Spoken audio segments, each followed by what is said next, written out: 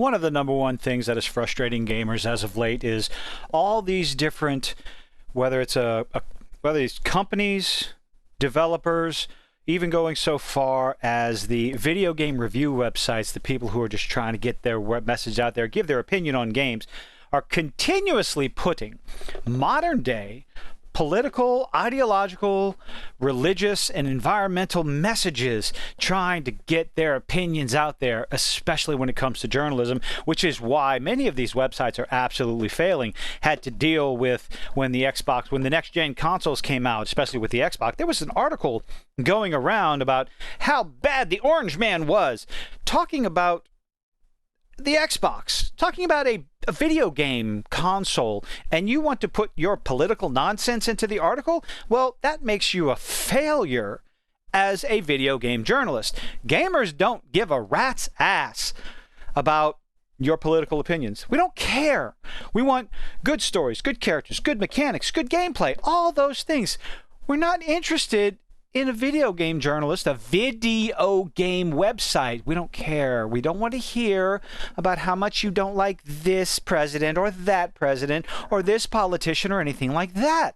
It is meaningless in the grand scope of the video game landscape. But Polygon just could not help themselves, especially with Starfield coming out. Now, this is definitely a different take on all the interesting talking points coming out around Starfield, but this one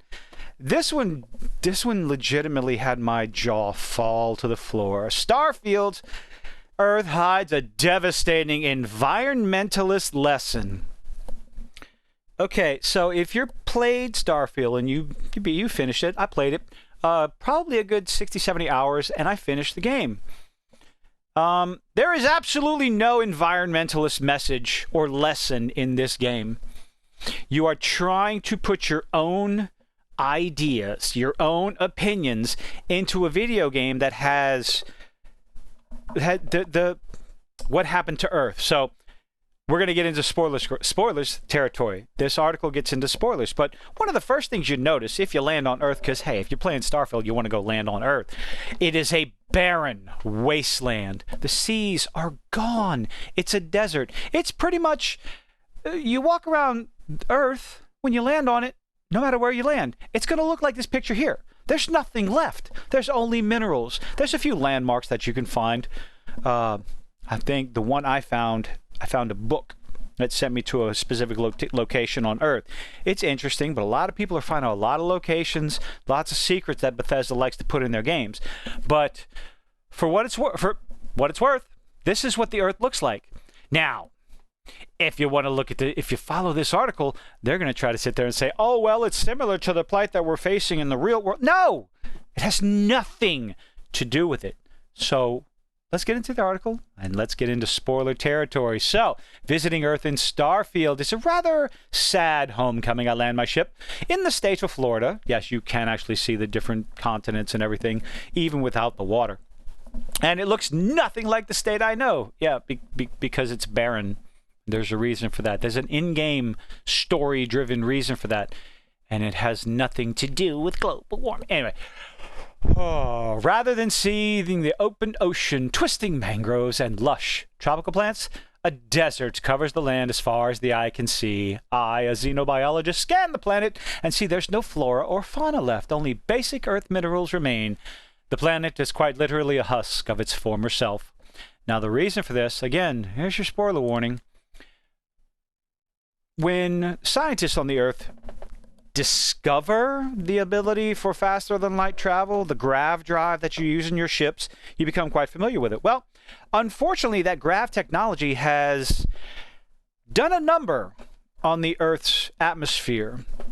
And, yeah, the magnetosphere, Earth's magnetosphere collapsed following the invention of the grav drive, a technology that enables starships to travel faster than light. Once they discover what the grav drive is doing to the magnetosphere of the Earth, world scientists, world organizations, the world powers, they pretty much have to go on a relay race, marathon race, I don't know. They have to race to get everyone safely off the planet. This is the opportunity to get people out into the universe, out into the galaxy, from planet to planet and all that stuff. And that's what has to happen in order for the survival of the planet Earth. But this lovely little article just can't help itself.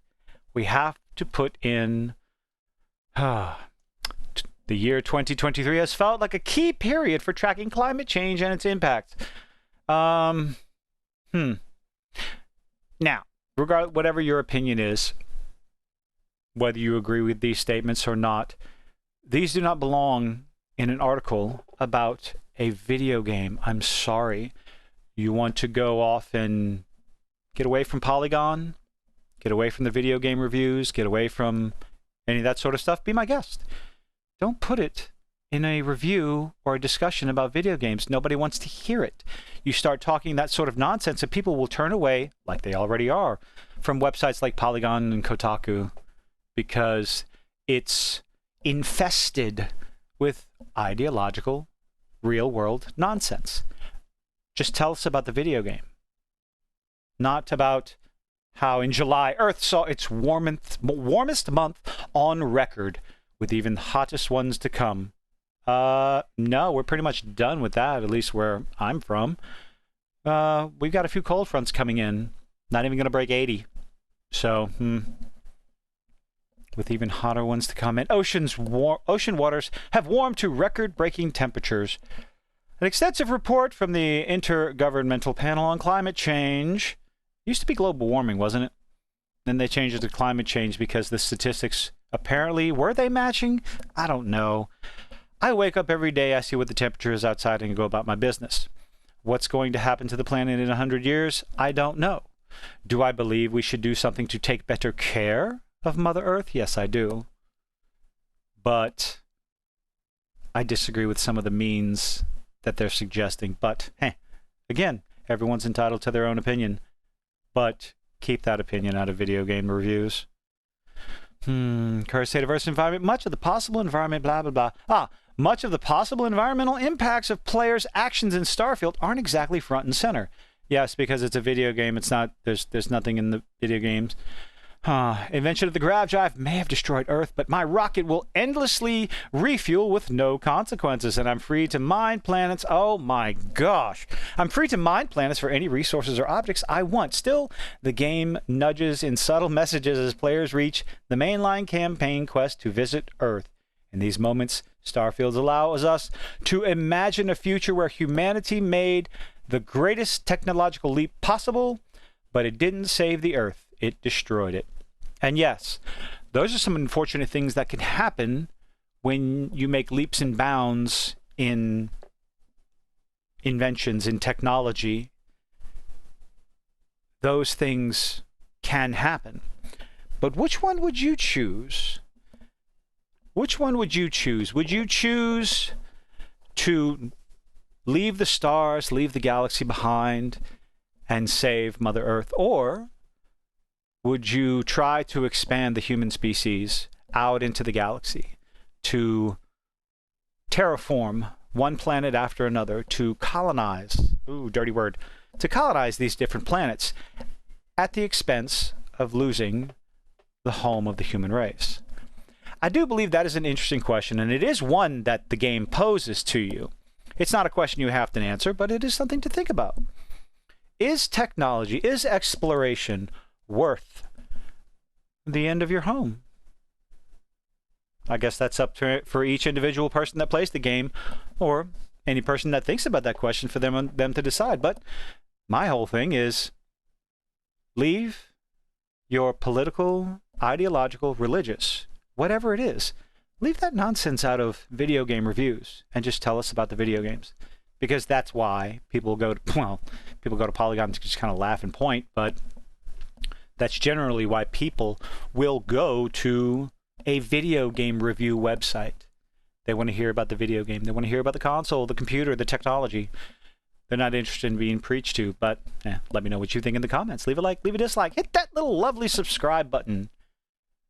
But I'll see you in the next one. Have a good one.